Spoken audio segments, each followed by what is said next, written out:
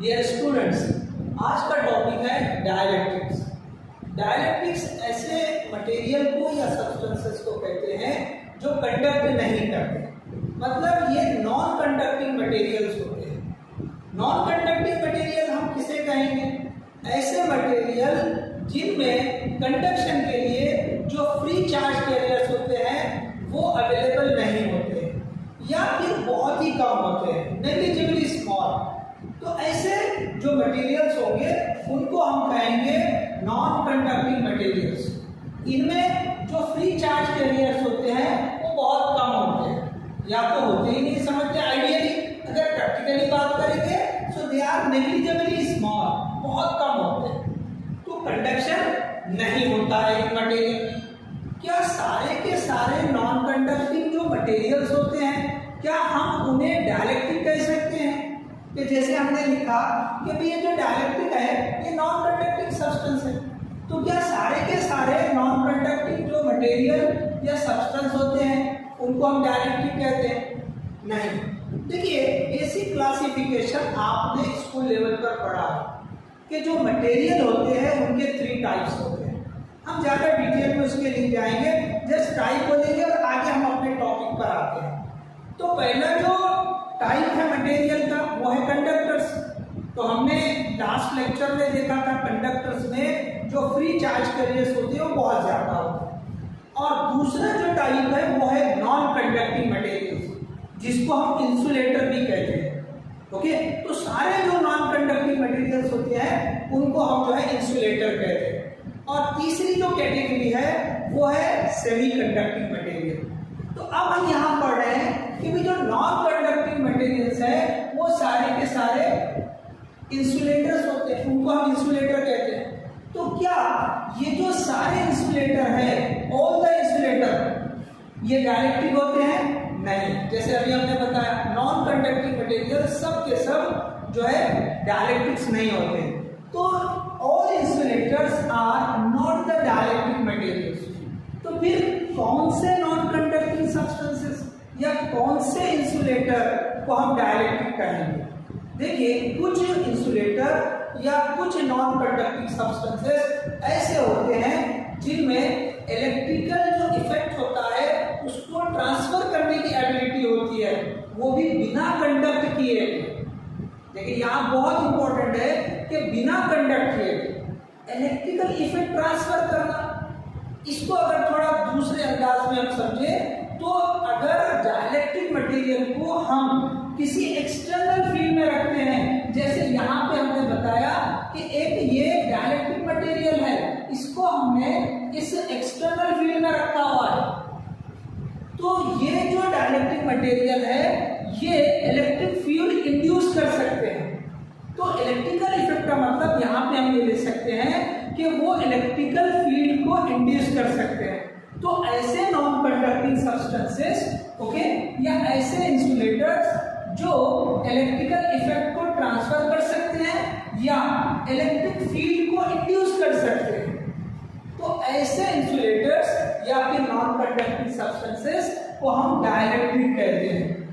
देखिए, बहुत सिंपल है, होप आपको समझे, डेफिनेशन समझ में आ गई कि ऐसे इंसुलेटर्स या नॉन कंडक्टिंग सब्सटेंसेस जिनमें इलेक्ट्रिकल इफेक्ट ट्रांसफर करने की एबिलिटी होती है या उनमें इलेक्ट्रिक फील्ड इंड्यूस हो सकती है बिना कंडक्ट किए गए, विदाउट कंडक्शन, ऐसे मटेरियल या ऐसे नॉन कंडक्टिंग मटेरियल को हम डाइलेक्ट्रिक कहते हैं।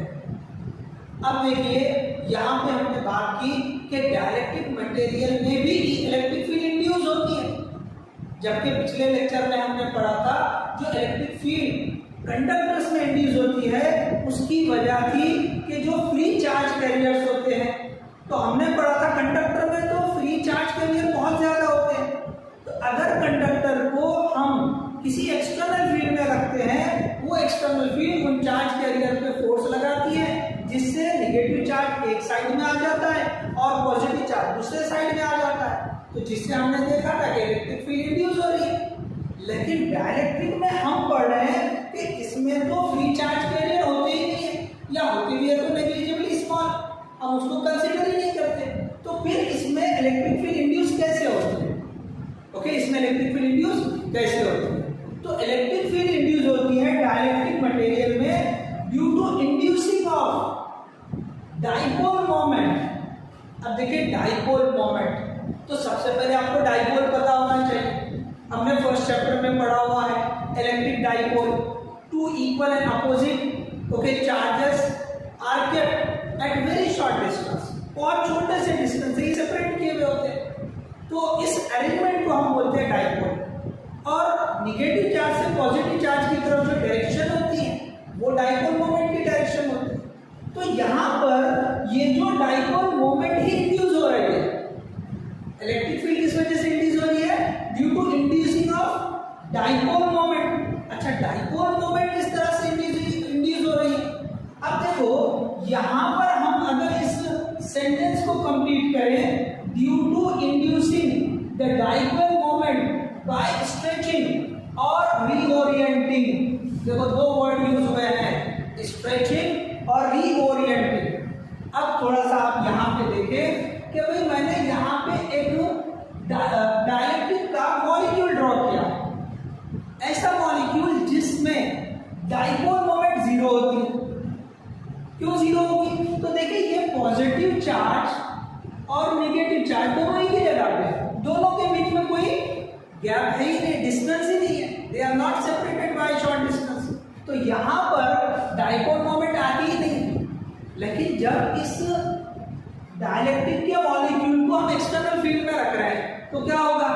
ये इलेक्ट्रिक फील्ड इस पॉजिटिव चार्ज के ऊपर इलेक्ट्रिक फील्ड की डायरेक्शन में फोर्स लगाएगी और इस नेगेटिव चार्ज के ऊपर इसके अपोजिट डायरेक्शन में फोर्स लगाएगी। इससे होगा क्या? ये ऐसे स्ट्रेच होगा, मतलब पॉजिटिव चार्ज उधर जाएगा, नेगेटिव चार्ज लेफ्ट साइड में जाएगा। तो ये जो हमने वर्ड लिखा स्ट्रेचिंग, तो यहाँ पे ये जो डाइपोल मोमेंट इंड्यूस हो रही है बोल रहे हैं, यहाँ पे तो डाइपोल मोमेंट थी नहीं, लेकिन यहाँ पे डाइपोल मोमेंट आ गई। देखिए ये नेगेटिव चार्ज है और ये पॉजिटिव चार्ज है, तो हमें पता है कि भाई डाइपोल मोमेंट की डायरेक्शन नेगेटिव चार्ज से पॉजिटिव चार्ज की तरफ होती है। तो ये यहाँ पर डाइपोल मोमेंट ही इंड्यूस हो गई। ठीक है, अच्छा दूसरा वर्ड है रीओरिएंटिंग। तो मैंने एक और मॉलिक्यूल लिया,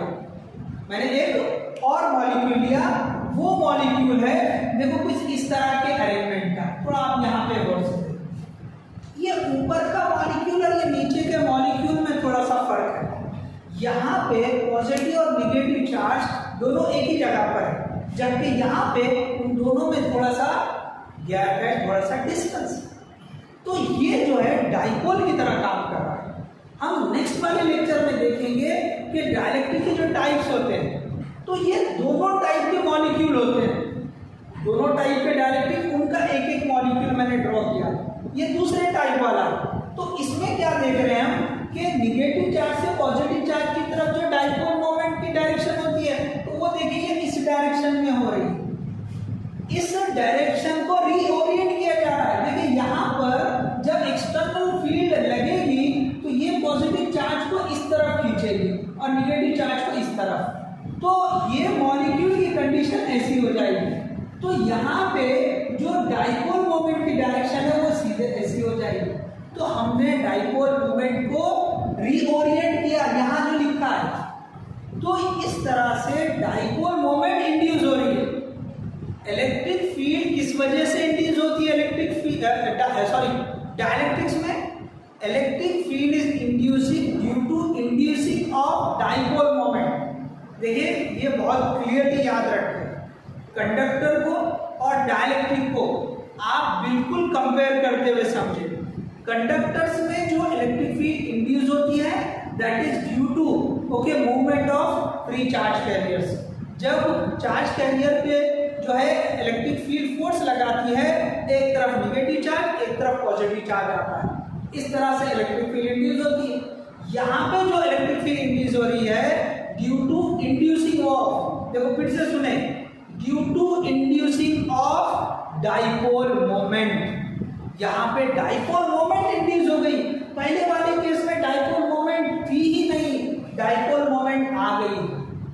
यहाँ पे डाइपोल मोमेंट की डायरेक्शन ऐसे थी, यहाँ पे रीओरिएंट होके ऐसे आई है। तो तो इस तरह से डाइपोल मोमेंट, ये जो डाइपोल मोमेंट है ये इंड्यूस हो रही है, दो तरीके से हो रही है, स्ट्रेचिंग की वजह से और रीओरिएंटिंग की वजह से। ओके, अब देखिए ये समझा हमने कि भाई डाइपोल मोमेंट इंड्यूस हुई है, तो ये जो डाइपोल मोमेंट इंड्यूस हुई है, अब मैंने एक डाइलेक्ट्रिक मटेरियल दिया हुआ है, इसको इलेक्ट्रिक फील्ड में रखा हुआ है, तो ये जो मॉलिक्यूल्स है उनकी इस तरह की कंडीशन आ जाएगी। अब यहाँ पे मैंने ये बता दिया कि भाई ये एक मॉलिक्यूल है, ये एक मॉलिक्यूल है, इस तरह से मैंने यहाँ बताया हुआ है कि भाई ये जो डाइपोल मोमेंट है इनमें इंड्यूस हो चुकी है, इसकी वजह से यहाँ देखिए आप ये नेगेटिव चार्ज एक तरफ आ गया और पॉजिटिव चार्ज ये दूसरे साइड में आ गया।